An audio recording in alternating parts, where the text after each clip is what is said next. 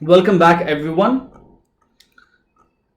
So now we are at the last video for CA Intermediate for our amendment discussion for November 2020 examination. But those people who are writing CA final, please bear with me for some more time, because we do have a few more videos that is coming out which will discuss the additional amendments. But this would conclude our first 10 chapter discussion for CA final as well. So ensure that you download the notes and then go through that in full. And I will update CA final students with other videos. CA Inter students, you can you can watch this video and then close your amendment discussions, download the notes, and then go through that in detail.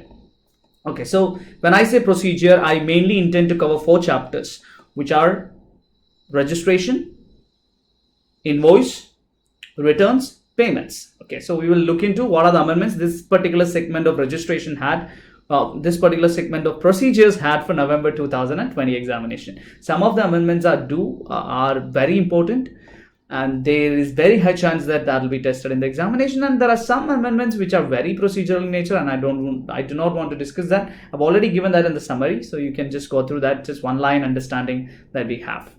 Okay, so let's look at the first amendment that we have. There is a proviso inserted via Finance Act 2, 2019 as follows. A person who is exclusively making intrastate supply of goods can avail 40 lakh limit even if he is providing services by way of extending loans or advances or accepting deposit, insofar as the consideration is represented by way of interest or discount. Now let's make an understanding by creating some sense out of this. Registration limit under section 22, which was amended by a notification with effect from 1st of April 2019, was saying that if you are in different type of states, so okay, there are 3 type of states now we have. So we had a code word to learn that, subterm, TNM2 and all that. So in general category states, those states other than those special states, which is a different category now, different set of states now. So if those residual states, we can call it the residual states now, you do have limits applicable depending upon whether you are a supplier of goods or supplier of service or supplier of service and goods. So the limit of 40 lakhs is applicable only if you are someone who is supplying only goods, or who are supplying exclusively, who are making exclusively supply of intrastate goods, okay, or exclusively making intrastate supply of goods, which means that, okay, interstate supply comes under a different set of provisions. Section 24 will come. So somebody, for them to get 40 lakhs limit, they have to supply only goods. So if any service, be it exempted or taxable, comes into picture, then they will come into the limit of 20 lakhs. So the government understood this as a negative provision, because there are a lot of people who will come into 20 lakhs limit just because they're having an additional income called as interest.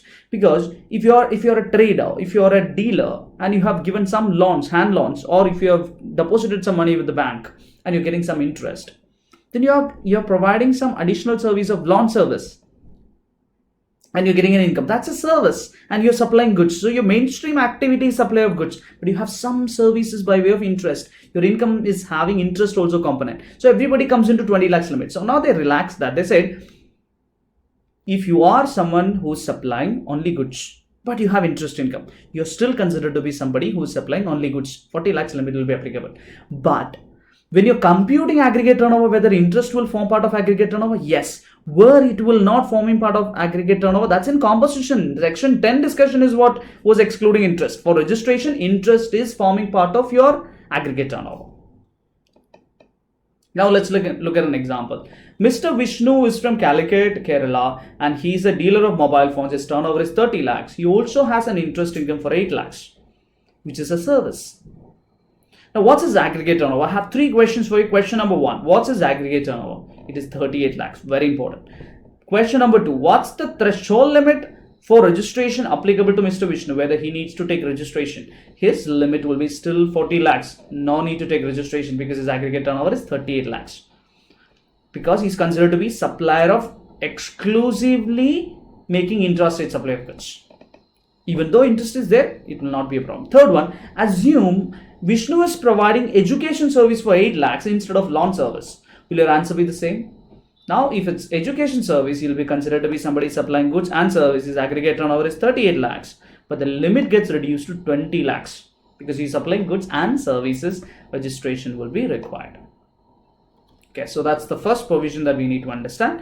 Second one is a very easy provision. Our understanding should also be very limited in that. Question is on procedure. When I'm taking registration, generally I was providing bank account details as a mandatory field. Now they've relaxed that. So notification 31/2019 says whether bank account details to be furnished together with application for registration. The answer is no. That is relaxed. It's an optional field now, but it has to be submitted before earlier of the following dates. One is within 45 days of registration or due date of return under section 39, that's 3B, whichever is earlier, you have to submit it for sure. So what they're trying to do is that they're trying to relax this provision because for those entities which are very new, to obtain bank account, they need to give two proof, and one would be GST, and GST registration says you have to give bank account. So it becomes a loop. To get bank account, you require GST. To get GST, you require bank account. GST said it's okay, they can take bank account, then inform me within 45 days. Now they're saying 45 days, or if before that, if they have return submission, then that date. So which means if I've taken registration in the month of October, by November 20th, I'll have to submit this. Or 45 days expires before that, then within that particular date, I have to give them bank account details. Now Aadhaar has been made mandatory either for existing registration or for new registration. If an individual applies or if there is an authorized signatory, there should be an Aadhaar number that is authenticated or submitted. This is a very simple provision. We can just go through this section 25 amendments in Finance Act 2 2019. That will give you full clarity. Again, Finance Act 2 2019 amendments are not there in the statutory update of ICAI. It is there at the end of the chapter for you. So even in composition levy scheme, there has been an amendment which I did not discuss because I cannot call it as an amendment because there was a new scheme that was introduced called as notification 2/2019. Now that scheme is called as section 10(2)(a). They had to introduce it back to the provision. So there are amendments like that which you will have to understand that there has been some changes that has happened, which says now your in the summary I have already given it. The provision that was introduced using notification 2/2019 is included to section 10 itself. Now the scheme will be called as scheme as per section 10(2)(a). Okay, now let's look at what is Aadhaar provision says.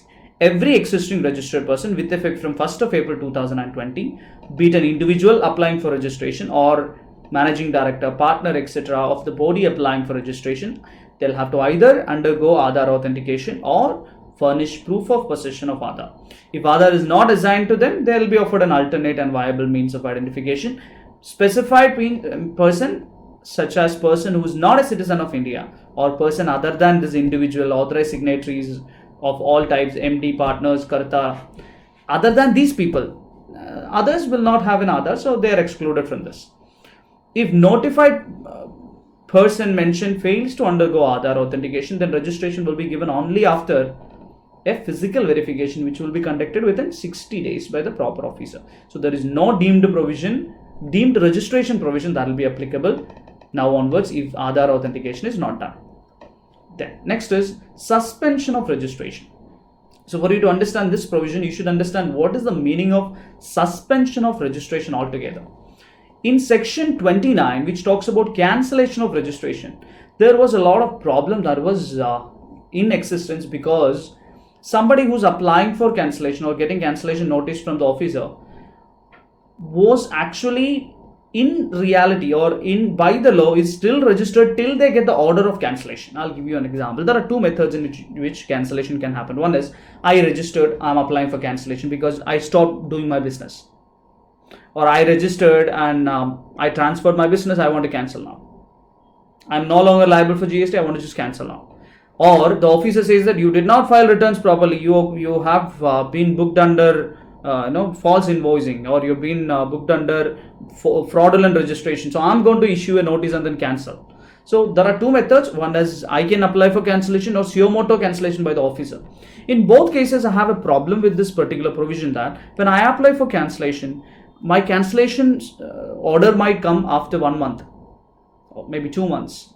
So what happens is this particular period, from the date I apply till the date the order for cancellation comes in, during this period, by the law, I'm still to be complied for all the provisions. That is unfair, no? So they said they introduced a new word called as suspension. So the moment you apply for cancellation till you get the order, your registration stands suspended. So registered person shall not make any taxable supply during the period of suspension. They are not required to furnish any returns. Similarly, when officer gives you a notice for cancellation, they'll mention in the shock cause notice, from this date onwards, you're going to be cancelled.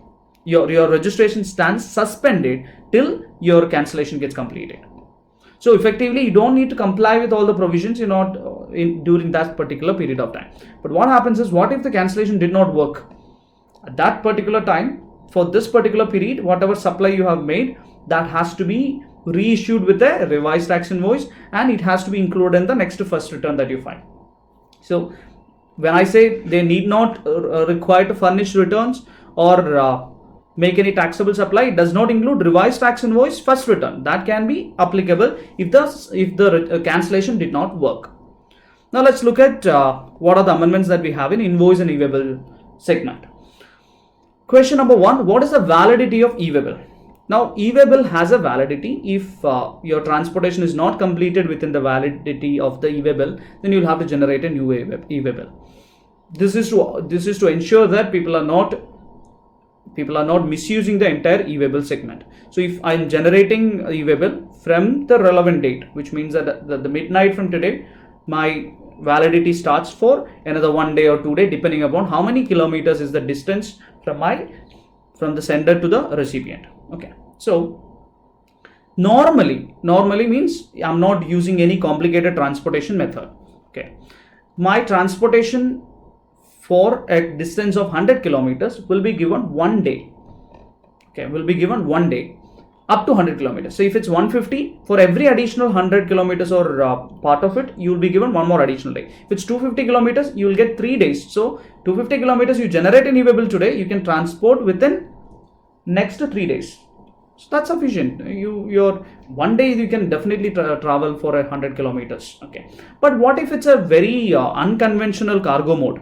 Like there's something called as over-dimensional cargo. I'll show you what is an over-dimensional cargo.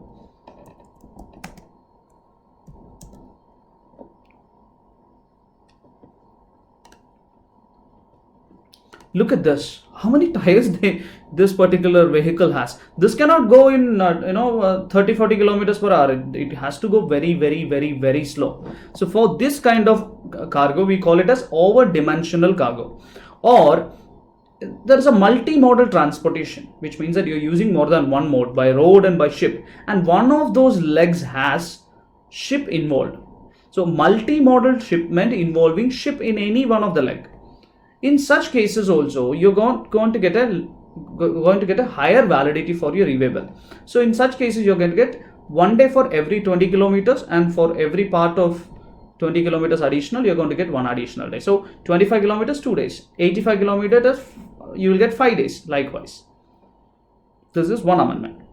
Then there is a new e-invoicing that is being introduced, which is asking a specified set of persons to generate a invoice number. It's not invoice number, it's called as invoice reference number. There's a common reference number that everybody who's going to generate an invoice will have to generate using an invoice registration portal. So you have to think that there's a server which will be made available. So everybody who's going to generate an invoice will have to go to this portal and get a number, and that number has to be affixed in the invoice, and there will be a QR code also. Why this is being done? Because we have something called as mismatch that is happening a lot. So you would have already seen the provision in Rule 36 sub Rule 4, which says that when something is uploaded in GSTR 1, it comes in 2A of the recipient, then only they can take the credit. Now they want to make sure that this mismatch is reduced and it is streamlined. So for that, they are now planning to introduce for certain set of people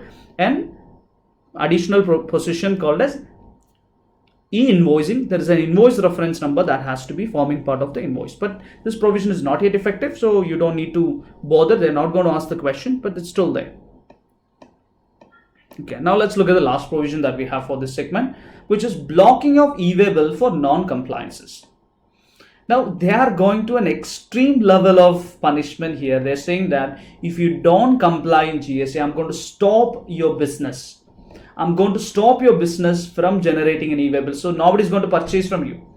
So they're saying that no person shall be allowed to fill Part A of e-way bill 1 for a registered person, be it supplier or recipient, for the following reason. Reason number 1, CLS person or 10-2A. 10-2A is the person who has opted for concessional rate for the services, notification 2/2019. So these two people did not furnish the statement CMP 08 on a quarterly basis for payment. They'll have to furnish this. This is not furnished for 2 quarters.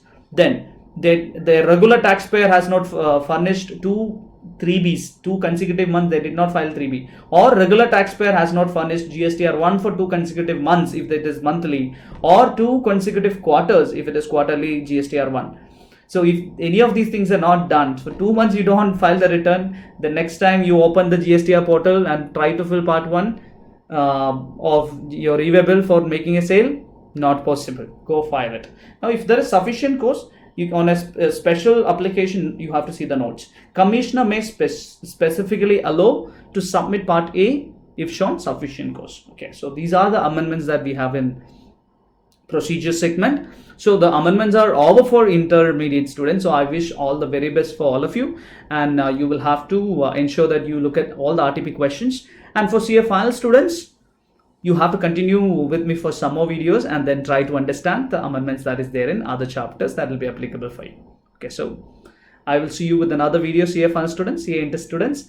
Thank you for being with me for the amendment discussion, and we are going to have a discussion on RTP if time permits. So I strongly recommend you to keep the channel subscribed and then notified, so that you can be informed about all the videos that will come. So once again, I wish you all success. Thank you.